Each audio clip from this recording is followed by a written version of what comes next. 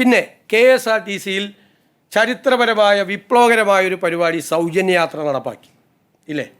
ആ സൗജന്യ യാത്ര നടപ്പാക്കിയപ്പോൾ സിറ്റി ബസ് ഓർഡിനറി ബസ്സല്ല സിറ്റി ബസ്സാക്കി മാറ്റിയെന്നും പറഞ്ഞു വ്യാജ പ്രചരണം നടത്തി. ഒറ്റ ബസ് പോലും ഓർഡിനറി ബസ് സിറ്റി ഫാസ്റ്റ് ആക്കിയിട്ടില്ല. സിറ്റി ഫാസ്റ്റ് ഇപ്പോൾ പല സൗകര്യത്തിനും വേണ്ടി തിരുവനന്തപുരത്ത് ഓർഡിനറി ആക്കിക്കൊണ്ടിരിക്കുക. സിറ്റി ഫാസ്റ്റ് കള്ളപ്രചരണം, അതിൻ്റെ ഗ്രേസ് കളയാൻ വേണ്ടി കേരളത്തിൽ സ്ത്രീകൾക്ക് വേണ്ടി നടപ്പാക്കിയ ഒരു വിപ്ലവകരമായ പദ്ധതിയുടെ ഗ്രേസ് കളയാൻ വേണ്ടി പച്ചക്കള്ളം പ്രചരിപ്പിച്ചു. പച്ചക്കള്ളം ഓർഡിനറി ബസ് കുറയ്ക്കാൻ വേണ്ടിയിട്ട്, നമ്പർ കുറയ്ക്കാൻ വേണ്ടി. ഇന്നലെ കണക്ക് വന്നല്ലോ, എത്ര ലക്ഷം പേരാണ് അതിൽ യാത്ര ചെയ്തതെന്ന്. ആവേശഭരിതരായി. എണ്ണം കൂടിയിട്ടല്ലേ യാത്ര ചെയ്തത്, എണ്ണം കുറഞ്ഞില്ലല്ലോ, കൂടുതൽ ചെയ്ത്. ഇന്നലത്തെക്കാളും കൂടുതൽ ആളുകളല്ലേ ഇന്ന് യാത്ര ചെയ്തത്.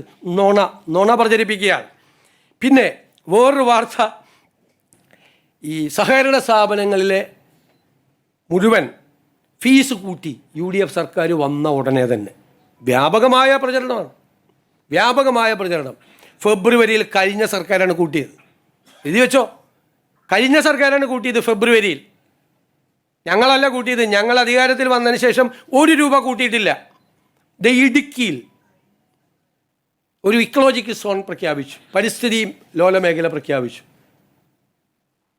ഉടനെ ഇടുക്കി CPM ജില്ലാ സെക്രട്ടറി ഉൾപ്പെടെയുള്ള നേതാക്കൾ പറയുകയാണ്, VD സതീശൻ്റെ നേതൃത്വത്തിലുള്ള സർക്കാർ വന്ന ഉടനെ ഇടുക്കിയിൽ പരിസ്ഥിതി ലോലമേഖല പ്രഖ്യാപിച്ചു.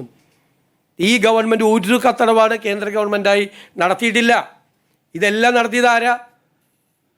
21/12/2024 കേന്ദ്ര സർക്കാർ കേന്ദ്ര വനം പരിസ്ഥിതി വകുപ്പിന് സമർപ്പിച്ചിരുന്നു ഈ റിപ്പോർട്ട്.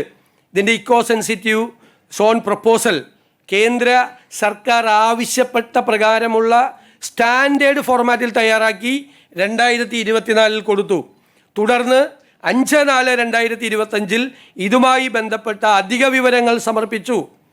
അതിനുശേഷം ഈ സംരക്ഷിത വനപ്രദേശങ്ങളുടെ സെറ്റ് പ്രപ്പോസൽ ഉൾപ്പെടുന്നില്ല എന്ന് ചെറിയ സ്ഥലങ്ങൾ അധിക വിവരം വീണ്ടും കൊടുത്തു. തുടർന്ന് പ്രസ്തുത പ്രപ്പോസൽ സംബന്ധിച്ച് wild life institute of India ആവശ്യപ്പെട്ട പ്രകാരമുള്ള അധിക വിവരങ്ങൾ കൂടി വിശദമാക്കി പുതുക്കിയ ഇക്കോ സെൻസിറ്റീവ് സോൺ പ്രപ്പോസൽ കേന്ദ്ര സർക്കാരിന് 13/10/2025 സമർപ്പിച്ചിരുന്നു.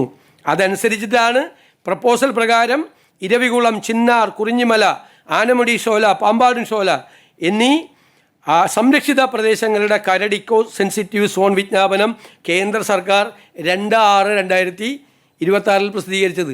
ഞങ്ങൾ 18/5 അധികാരത്തിൽ വന്ന ഞങ്ങളുടെ ഗവൺമെൻറ് കേന്ദ്ര ഗവൺമെൻറ്റുമായി ഒരു കത്തിടപാട് നടത്തിയിട്ടില്ല. ഞങ്ങൾ അധികാരത്തിൽ വന്ന് 17ാമത്തെ ദിവസം ഇക്കോ സെൻസിറ്റീവ് സോണായി ഈ ഇടുക്കിയിലെ മേഖല പ്രഖ്യാപിച്ചതിൻ്റെ മുഴുവൻ ഈ സംസ്ഥാന സർക്കാർ കൊടുത്ത പ്രപ്പോസലിൻ്റെ അടിസ്ഥാനത്തില്ല. എന്നിട്ട് പത്രസമ്മേളനം നടത്തി പറയാണ്, ഞാൻ മുഖ്യമന്ത്രിയായപ്പോഴാണ് ഇത് സംഭവിച്ചത്. നുണപ്രചരണങ്ങളാണ് ഈ. ഞങ്ങൾ 1 മാസം തികഞ്ഞിട്ടില്ല, 1 ഡസനാണ്.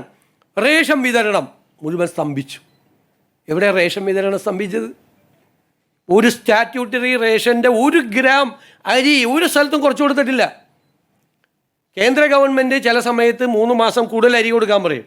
ആ 3 മാസം അരി കൂടുതൽ കൊടുത്തു. അതിന് പിന്നീട് കേന്ദ്ര ഗവൺമെൻറ്റിന് നിർദ്ദേശം വന്നാൽ കൂടുതൽ അരി കൊടുക്കും. പിന്നെ ഇനി നമ്മൾ ഈ ടൈഡ് ഓവറായി വരുന്ന അരിയുണ്ട്, അതായത് വിൽക്കപ്പെടാതെ പോകുന്ന അരി, അധികമായി കിട്ടുന്ന അരി, അത് നമ്മൾ ശേഖരിച്ച് വയ്ക്കും. എപ്പോഴാണ് ശേഖരിച്ച് വയ്ക്കണം? ഓണക്കാലത്ത് എല്ലാവർക്കും കൂടി കൊടുക്കാൻ വേണ്ടിയിട്ട് അത് ശേഖരിച്ച് വയ്ക്കും. എന്നിട്ട് വ്യാപകമായി UDF സർക്കാർ വന്നു, റേഷൻ വിതരണം മുടങ്ങി. വ്യാജപ്രചരണമാണ്, കള്ളപ്രചരണങ്ങൾ നടക്കുകയാണ്. എന്തെല്ലാം കാര്യങ്ങളിലാണ് നടക്കുന്നത്? വ്യാപകമായി ഒരു സംഘം, ഒരു കാര്യം അവർ മനസ്സിലാക്കിക്കൊള്ളണം, ഇതുപോലെ കഴിഞ്ഞ 1-2 വർഷം വ്യാപകമായി കള്ളപ്രചരണം നടത്തിയാണ് PRDയുടെ കൂടി സഹായത്തോടു കൂടി. ഇരുണ്ട കാലം എന്നുള്ള ഒരു ഇതുണ്ടായിരുന്നു, അത് PRDയുടെ സഹായത്തിലാണ് ചെയ്തത്.